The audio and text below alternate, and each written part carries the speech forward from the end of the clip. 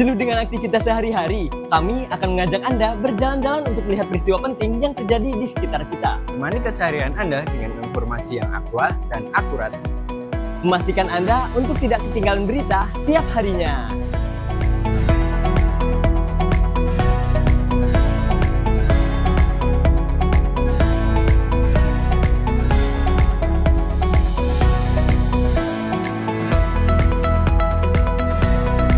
Berita penting mengenai kesehatan, pendidikan, serta mengungkap fakta-fakta tersembunyi. Kami telah meliputnya untuk Anda.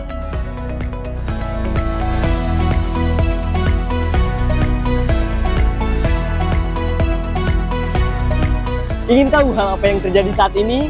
Saksikan hanya di Mak News.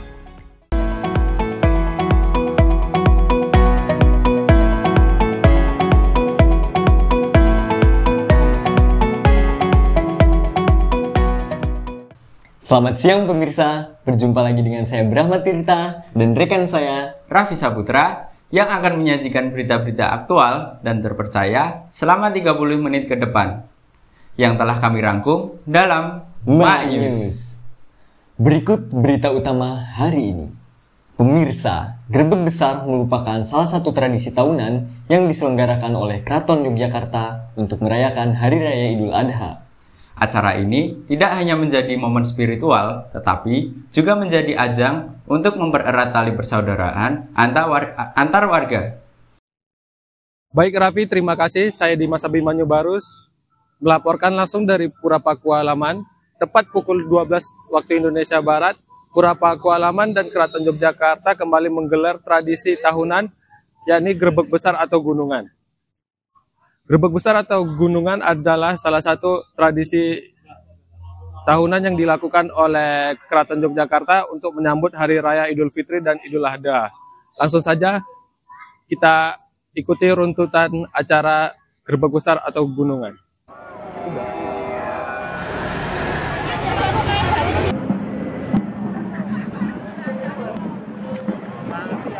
Nama saya Kanjeng Mas Tumenggung Sastro Sudarsono.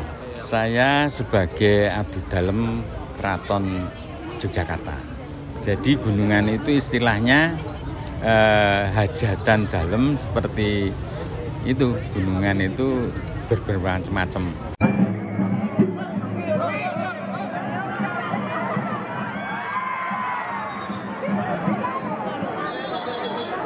Nama saya Harni dari Jogja sini Tamaseswo. Ini kan kegiatan budaya ya. Setiap orang Jawa biasanya taunya kalau budaya seperti ini tuh membawa rezeki ya, itu berkah.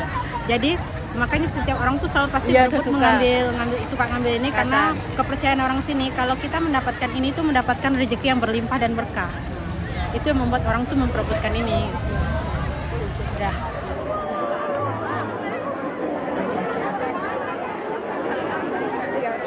Ibu Rosmiati.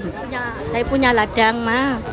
Ladang tuh ditamenin nggak bisa subur gitu loh. Biarpun saya terabu bisa subur. Saya percaya sama ini. Ya ini direndam sama air 2 hari. Terus saya habis itu tak remek-remek gitu loh, Mas. Sampai airnya saya sebaran di lidah. Sekarang sudah subur terus seterusnya.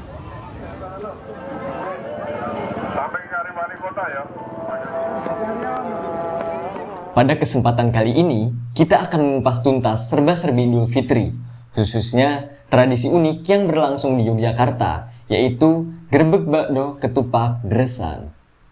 Untuk lebih jelasnya, mari kita ikuti laporan dari reporter kami.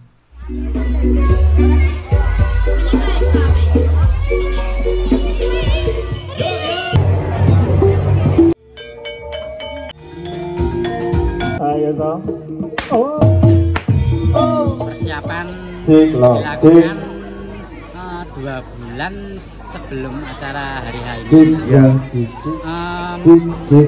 Harapannya akan semakin lebih baik.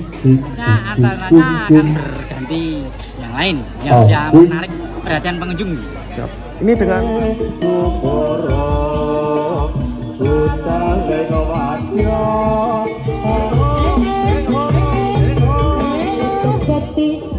Hidayatullah.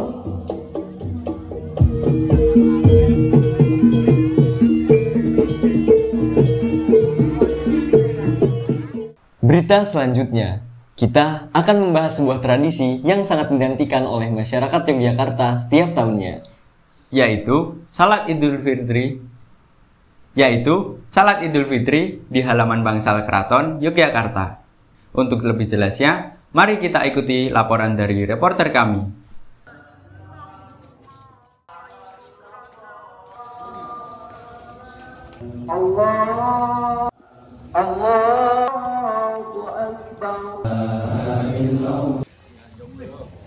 Jadi warga sini itu biasanya dia sholat Idul Fitri dan sholat Idul Adha itu untuk sholatnya biasanya dia di pelatarannya sama di kabinan dalamnya. Masjidnya berada di sebelah Kota Wijayan ya? Ya, di sebelah timur keraton ini.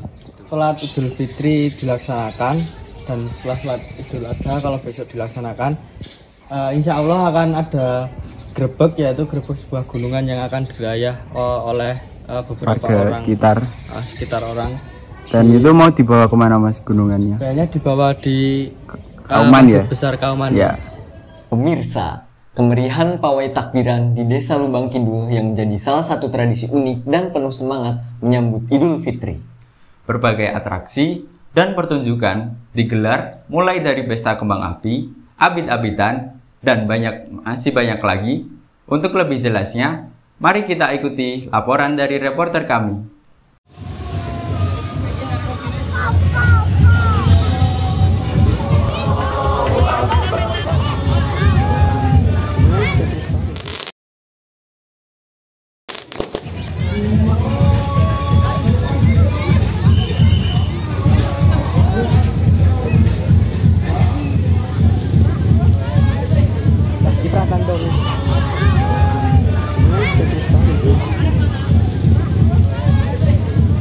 Kesenian unik dan bersejarah yang ada di Yogyakarta, khususnya di Baitul Al-Hikmah Deresan. Di sini kita akan mengeksplorasi kesenian daerah yang kaya akan tradisi, serta keindahan iringan sholawat yang merupakan bagian dari budaya setempat.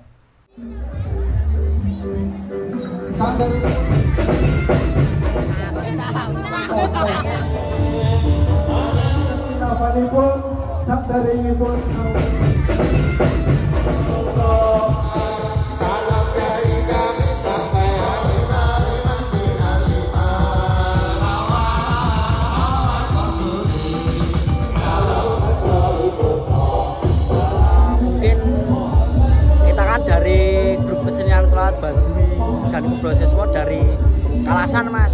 Mungkin kalau reaksi penontonnya, kalau di sini ya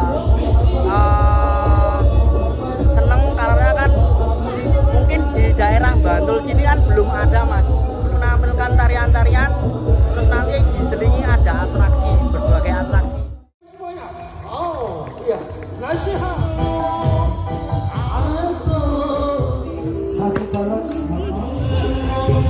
Tujuan dari acara rutin ini tuh cuma buat acara tahunan, sudah rutin dari setiap tahun ada. Kalau tujuan Baduy Al-Hikmah ini sekedar hiburan aja. Harapannya terus berkembang dari generasi ke generasi biar terus ada, karena udah acara rutin dari leluhur juga, biar lanjut terus. Baik, kita beralih ke berita selanjutnya, Mubeng Benteng. Tradisi berjalan mengelilingi benteng Keraton Yogyakarta yang dilakukan setiap malam 1 Suro. Tahun baru dalam penanggalan Jawa. Untuk mengetahui lebih lanjut, kita akan langsung menuju Yogyakarta bersama reporter kami, Tama, yang sudah berada di lokasi. Silakan, Tama. Baik, Tama di sini melaporkan acara Mubeng Benteng yang berlangsung di Keraton Kota Yogyakarta. Mubeng Benteng merupakan salah satu acara tahunan yang bertepatan pada Tahun Baru Islam 1 Muharram 1446 Hijriah. Pada tahun ini acara Mubeng Benteng berlangsung pada tanggal 7 Juli 2024. Acara ini melibatkan ribuan warga masyarakat Kota Yogyakarta beserta abdi dalam keraton mengelilingi benteng Keraton Yogyakarta sebagai bentuk rasa syukur selama 1 tahun ke belakang. Mari kita saksikan acara selengkapnya.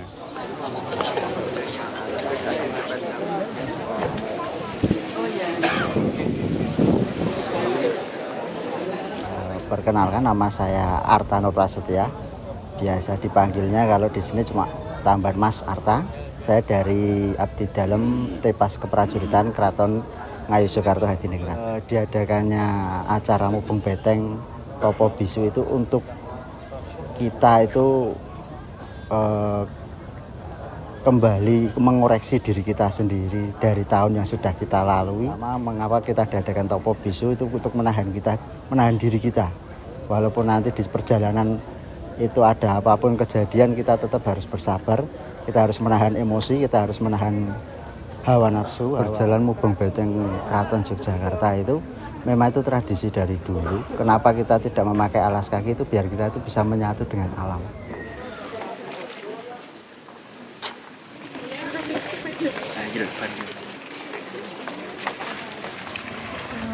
Nama saya Dia Puspita, asalnya dari Bekasi. Ini menarik ya buat saya karena ini tuh sebagai orang Jawa, perayaan Satu Suro tuh katanya buat ngusir hal-hal yang negatif gitu, hal yang buruk, terus buat introspeksi diri juga dari tahun-tahun sebelumnya. Itu jadi kayak kebudayaannya kental banget. Jadi saya tertarik untuk ikut pertama kali di sini. Kesannya seru sih, jadi lebih tahu, lebih paham tentang kebudayaan-kebudayaannya. Terus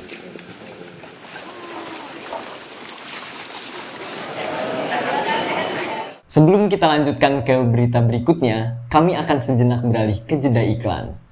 Jangan kemana-mana, tetaplah bersama kami di My News. Emang bisa ngopi ala kafe di mana aja? Bisa? Di tangga? Kafe. Rooftop? Kafe. Kos? Kafe. My Coffee, Nescafe, Rasa ala Cafe. Terima kasih Anda masih bersama kami di My News. Pemirsa, kali ini kita akan menjelajahi sebuah acara yang penuh nostalgia dan keunikan di Yogyakarta, yaitu Pasar Kangen. Mari kita simak liputan lengkapnya. Lanjut. Pasar Kangen merupakan acara tahunan yang diselenggarakan, tepatnya di Taman Budaya Yogyakarta. Acara ini menjadi ajang bagi masyarakat untuk mengenang masa lalu, melalui berbagai barang antik, kuliner tradisional, dan pertunjukan seni yang khas. Untuk mengetahui lebih lanjut, kita akan bergabung dengan reporter kami, Faik, yang sudah berada di lokasi. Silahkan Faik. Oke, baik, di sini bersama saya Muhammad Faik mengabarkan secara langsung di Taman Budaya Yogyakarta. Kali ini saya sedang mengunjungi sebuah acara tahunan, yakni acara Pasar Kangen yang berlangsung pada 4 hingga 13 Juli 2024. Di Pasar Kangen ini tersedia ratusan tenda makanan yang menyediakan jajanan tradisional untuk mengobati kangen dengan kuliner khas masa lampau. Anda penasaran? Mari kita berkeliling Pasar Kangen Yogyakarta.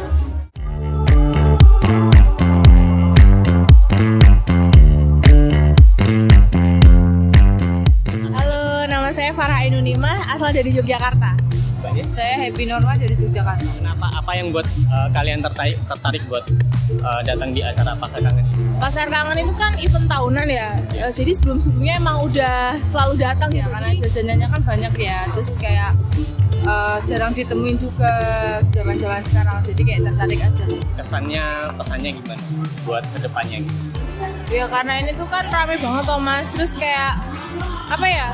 Alurnya yang masuk sama keluar tuh kayak jadi desek-desekan. Paling minusnya cuma itu. Jadi alur keluar masuknya kan jadi kayak tabrakan gitu toh. Jadi kayak kesannya tuh crowded banget padahal tuh enggak.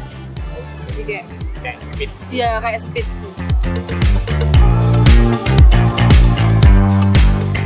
Nama saya Gari Nasmoro, asli dari Ponorogo. Ini perannya sebagai pemain dadak merak yang untuk mengisi acara kolaborasi sama Liang. Kesan-kesannya ya baik Mas, Jadi kayak yang punya usaha-usaha kecil itu dengan adanya acara ini bisa jalan, bisa lancar lah, bisa ada perputaran ekonomi. Kedepannya syukur-syukur bisa lebih besar lagi, Mas.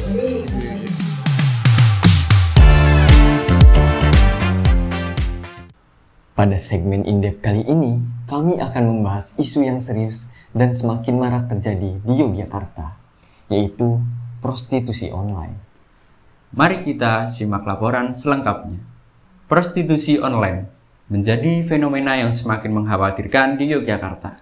Di balik kemajuan teknologi dan penggunaan internet, praktik ilegal ini semakin mudah dijalankan. Para pelaku memanfaatkan media sosial dan aplikasi pesan instan untuk menawarkan jasa mereka secara tersembunyi. Untuk mengetahui lebih lanjut tentang kondisi ini, kita akan bergabung dengan reporter kami.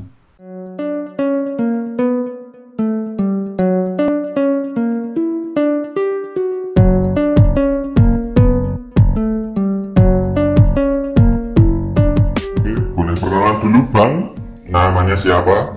Perkenalkan, nama aku Yusuf, biasa dipanggil Ucup. Profesi, kerja, kuliah, atau nganggur? Aku kuliah mas, kebetulan semester akhir. Terakhir guys. Dua dikit. Cocok ini topiknya. Cocok. Wis suwe lah, wis nganggur. Wis suwe. Jujur wae, jujur. Ini jujur nih? Jujur wae. Nggak apa kan jujur? Oke, jadi aku tuh make sebenarnya dari sebelum aku berangkat ke Jogja, sebelum kuliah. Waktu itu biasa anak muda, baru ngerasain uang penghasilan sendiri kan. Penasaran nih teman-teman juga, coba. Nah, disuruh nyobain aplikasi hijau, gitu aja sih bang. Apa sih mari gue dolanan aplikasi hijau ini? Yang bikin main. Sebenarnya ya namanya laki-laki kan nafsu. Seperti apa lah cewek yang kamu pengen dan gaya apa? Ya, oke. Nah, kalau yang paling aku suka sih sebenarnya, kalau dia itu nurut apapun yang aku pengen. Gitu. Kalau dari namanya aplikasi itu kan nggak ada aturan, sebenarnya nggak ada aturan tersendiri. Kita tinggal deal-dealan aja sama orangnya, kayak mbak kalau nggak pakai berapa? Biasanya harganya beda, lebih tinggi. Nggak ada rencana atau harus bukan. Aplikasi hijau untuk sejauh ini lah. Gimana ya? Motobat juga udah namanya orang udah kecebur udah basah mas. Ya keluarnya ada mas, pastilah pengen punya keluarga yang sehat nanti, pengen juga membangun hubungan yang baik kan sama pasangan sendiri.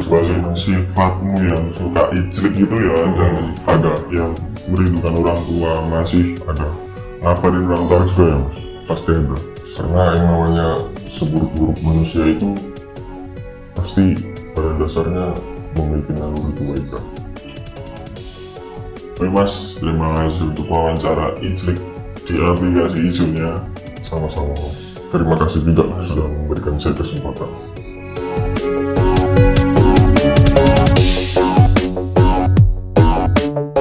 Saya namanya Jessica mas. Oh Jessica, asalnya mana mbak?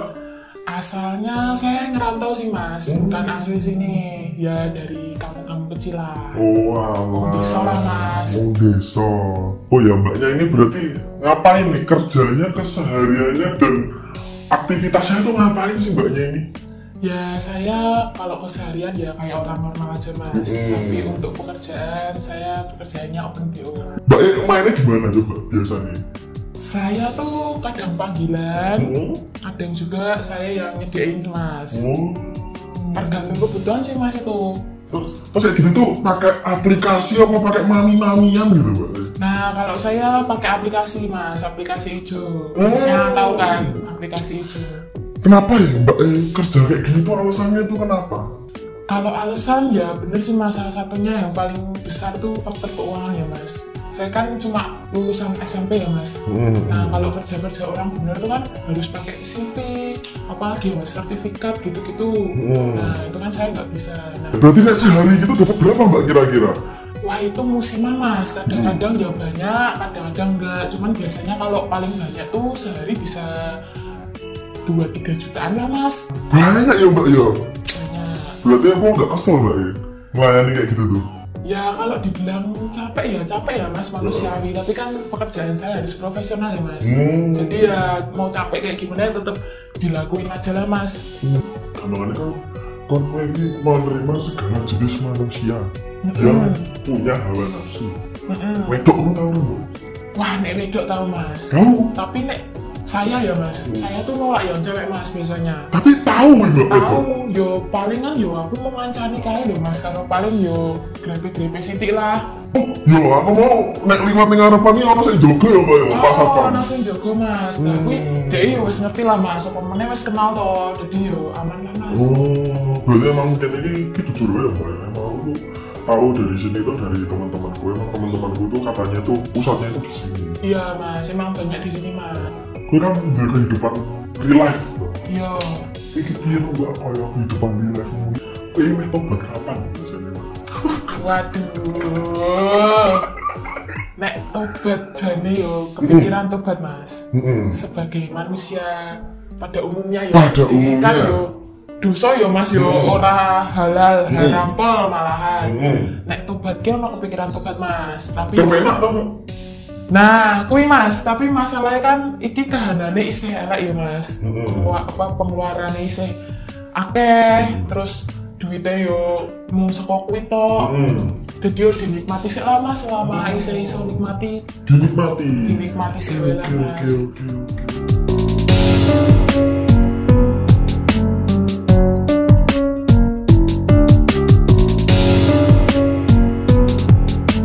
Perkenalan Mas ini siapa sih di sini? Nama saya Mas Yuga. Oh Yuga.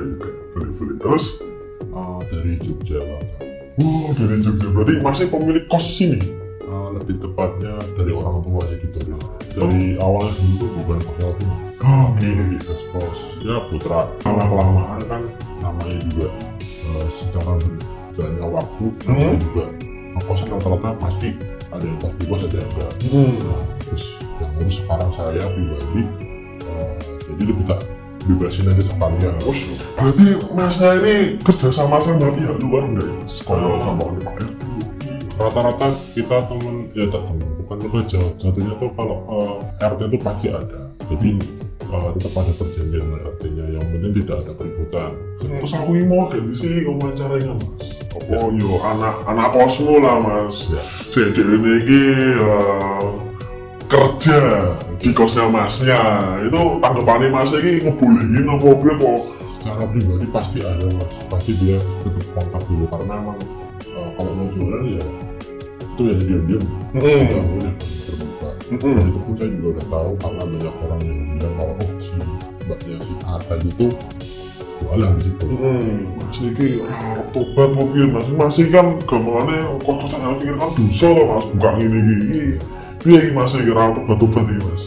Sekarang kan ya, kalau kita ngomongin tobat mau disini dosa mau sampai kapan? Hal kecil aja kita semua udah berdosa, apalagi seperti itu. Udah silakan aja.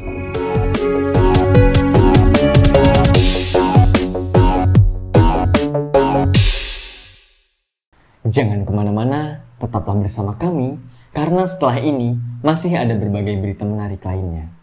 Kami akan segera kembali.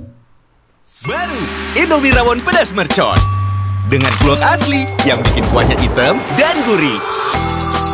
Apa ya kata mereka? Ini ya Indomie Rawon Pedas Mercon. Wanginya rawon banget. Gurih rempahnya mantep. Kuahnya ngaldu daging gitu. Pasti pakai kluwak nih. Pedas juga ya? Kriuknya kayak telur asin ya? Ini rawon Mas. Asli. Baru Indomie Rawon Pedas Mercon. Kuahnya ngaldu, enak pol. Terima kasih, Anda tetap bersama kami. Pemirsa, pada segmen kuliner kali ini, kita akan menjelajahi salah satu kuliner yang sedang naik daun di Yogyakarta, yaitu Sate Ratu. Sate Ratu telah menjadi destinasi kuliner favorit bagi wisatawan lokal maupun internasional.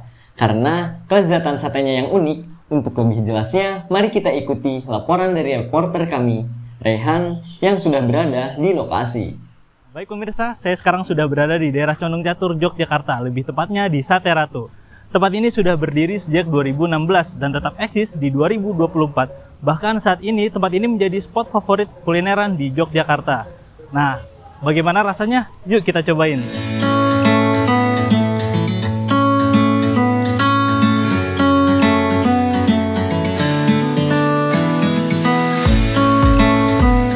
Baik pemirsa, di sini kita akan mencicipi kuliner dari Sate Ratu Yogyakarta. Di sini saya sudah memesan berbagai macam kuliner yang sangat-sangat lezat tentunya. Ada sate merah, di sini juga ada sup kaldu ayam yang polos, kemudian di sini ada lilit basah dan tugul ceker. Mari kita makan.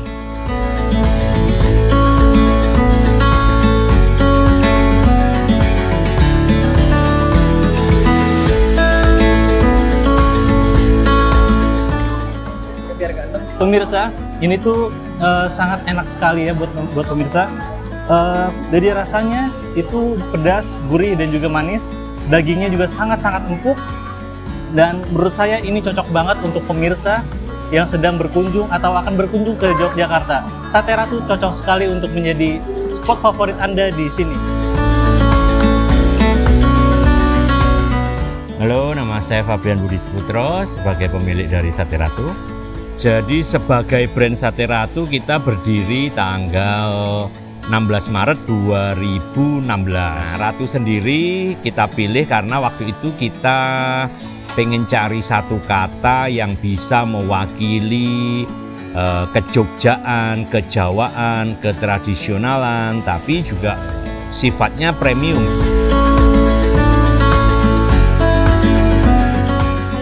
Aku Lulu, aku aslinya dari Solo tapi di Jogja lagi kuliah. Oke, pertama kenapa aku pilih Sate Ratu? Yang pertama mungkin udah pasti enak. Menu favorit aku sendiri itu sate merahnya sama sate kulitnya. Apa yang bikin unik dari Sate Ratu sendiri menurut aku dari bumbunya ya.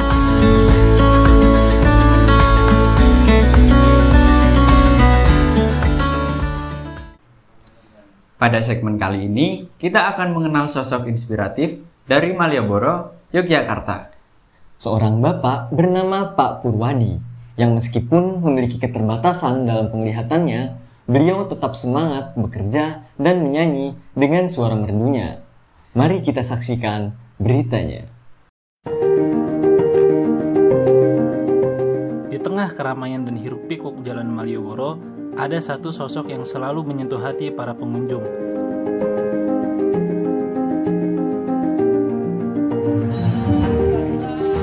Namanya Purwadi, seorang pengamen buta yang setiap hari menghidupkan suasana dengan melodi dan liriknya. Meskipun dunia luar tidak selalu ramah terhadap keterbatasannya, Purwadi tetap menyebarkan kehangatan dan harapan melalui suara emasnya. Perjalanan Purwadi bukan tanpa tantangan. Banyak orang yang tidak memahami betapa sulitnya hidup sebagai seorang pengamen buta di jalanan. Namun, ia tetap optimis dan tidak pernah menyerah. Melalui kisah Purwadi, kita diajak untuk lebih memahami dan menghargai keberagaman serta kekuatan manusia dalam menghadapi kesulitan. Di tengah kerasnya kehidupan dan tantangan yang ada, Purwadi mengajarkan kita tentang kekuatan, ketulusan, dan harapan yang tak pernah padam. Demikian rangkaian berita yang dapat kami sampaikan siang ini. Semoga informasi yang kami sajikan bermanfaat bagi Anda semua. Terima kasih telah setia bersama kami di Mak News. Jangan lupa untuk tetap mengikuti berita-berita terkini dan informasi menarik lainnya di program-program kami selanjutnya. Terima kasih atas kebersamaan Anda. Saya Brahma Tirta dan saya Raffi Saputra beserta kru yang bertugas. Kami pamit undur diri dan sampai jumpa.